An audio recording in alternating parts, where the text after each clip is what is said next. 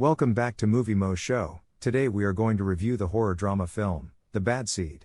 If you like our content, don't forget to like and subscribe. We post multiple times daily. Spoilers ahead. The movie opens as 9-year-old Emma Grossman, McKenna Grace, the widowed David Grossman's, Rob Lowe, daughter, sees a cat die in the fountain outside her bedroom window. She just pulls the blinds and gets ready for the day.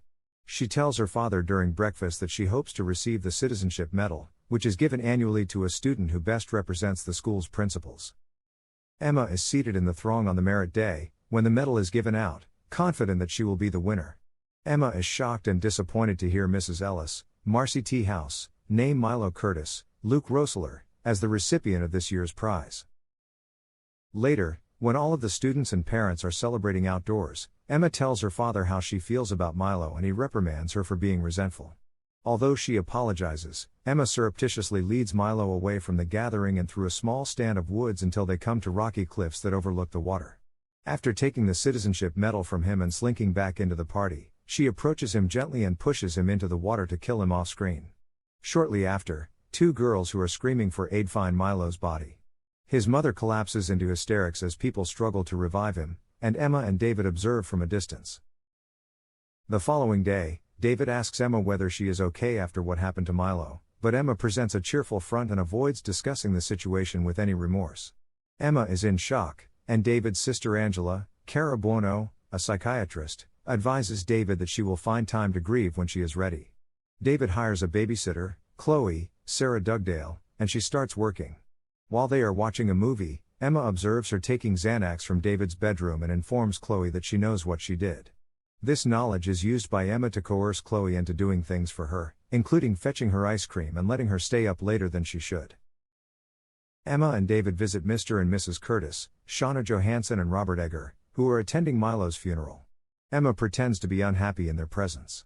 David is asked by Mrs. Curtis for pictures of Milo taken on the day of the ceremony. That evening, as David looks through the pictures he shot, he notices that Emma can be seen in the background of many of them scowling mockingly at Milo and his medal. This worries David. Emma overhears a chat between Mrs. Ellis and an investigator as they approach David's home the following day to question him. Emma was the last person to be seen with Milo, carrying him into the woods, according to Mrs. Ellis. David is uneasy and believes they are suggesting something sinister. When Chloe enters the room behind Emma, she assumes that Emma killed Milo. Emma smashes a cookie jar and screams while she scratches her arm on shattered glass to stop the grown-ups from continuing their conversation. Mrs. Ellis and the detective swiftly depart. Emma responds that she was never out there with Milo and that Mrs. Ellis is lying because she has always despised her. David asks Emma whether she knows anything about going out on the rock face with Milo. The following day, Chloe tells Emma what she did to Milo while they are out for a stroll, but Emma vehemently denies everything. When Mrs. Curtis and the investigator arrive at Milo's home, Chloe and Emma warn Emma to get her story straight or else she risks being arrested for the man's death. When Chloe and Emma are eating together at home, Chloe tells Emma a fiction about being sentenced to a little, pink-painted electric chair for children if she is found guilty of killing Milo. Emma claims she doesn't believe her, yet she shows concern over the idea.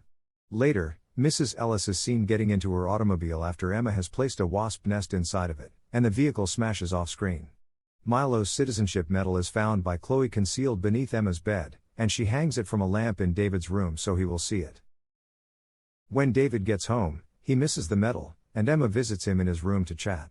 She discovers the medal hanging from the lamp, removes it covertly, and tucks it behind her back. Emma demonstrates the medal to David when he asks her what she is hiding.